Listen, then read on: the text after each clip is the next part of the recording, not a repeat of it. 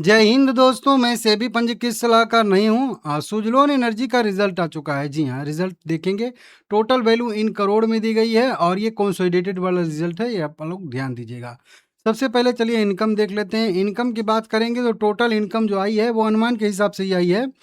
3,862 करोड़ रुपए के आसपास का इसका जो है इनकम आया है। पिछले क्वार्टर में ज़्यादा रहता ही है, 5,520 करोड़ रुपए था और इसके सेम क्वार्टर में 3,165 करोड़ रुपए के आसपास इनकम था। तो वहीं साल दर साल बेसिस पे अच्छी खासी लगभग कह लीजिए वहीं 20% की बढ़त देखने के लिए मिल रही है। बाकी और क्यू ऑन क्यू बेसिस पे देखेंगे तो बहुत ज़्यादा गिरावट है, क्योंकि Q4 बहुत स्ट्रॉन्ग क्वार्टर होता है, ठीक है ना। वो अनुमान में मैं आप लोगों को बताया था।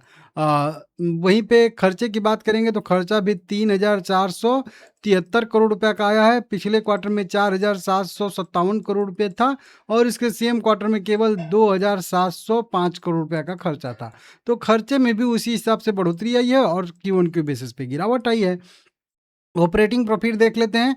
ऑपरेटिंग प्रॉफिट इस बार कंपनी को 390 करोड़ रुपए का आया है, जबकि पिछले क्वार्टर में 763 करोड़ रुपए के आसपास था, जो कि बहुत ज़्यादा था। और इसके सेम क्वार्टर में भी 460 करोड़ रुपए का ऑपरेटिंग प्रॉफिट था। तो अब साल दर साल बेसिस पे देखेंगे तो ऑपरेटिंग प्रॉफिट यहाँ पे घट के 390 करोड़ हो चुका है। मतलब इस बार थोड़ा सा खर्चा ज़्यादा बढ़ा है। इसका मतलब है कि मार्जिन इस बार कंपनी का थोड़ा सा, भाई समझ सकते हो कि कम हो गया है, ठीक है ना। खर्चे बढ़ने का मतलब ये मार्जिन कम हो गया। अनुमान था भी कि लगभग 1% के आसपास मार्जिन घट सकता है, ऐसी संभावना है, ठीक है।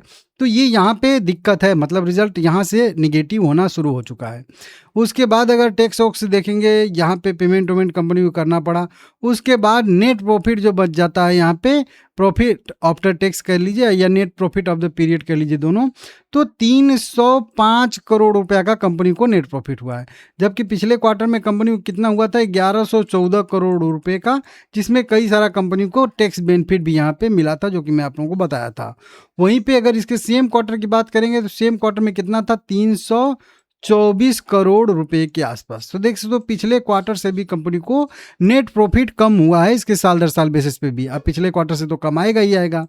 तो थोड़ा सा कह लीजिए कि अनुमान था कि पिछले क्वार्टर को, मतलब पिछले साल को तो बीट कर देगा, लेकिन अब पिछले साल को भी बीट नहीं कर पा रहा है। और इसका केवल और केवल एक ही कारण है कि कंपनी का जो है खर्चा ज़्यादा बढ़ा है और मार्जिन कम हो गया है, ऑपरेटिंग प्रॉफिट मार्जिन जिसको कहते हैं।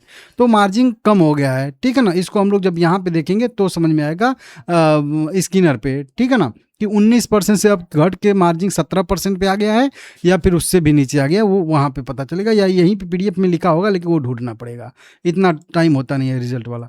22 पैसे पे अर्निंग पर शेयर आ चुका है। पिछले क्वार्टर में 81 पैसे था और सेम क्वार्टर में 24 पैसे अर्निंग पर शेयर था। अब देखिए रिजल्ट कैसा आया है, तो रिजल्ट मान के चलिए कि निगेटिव आया है।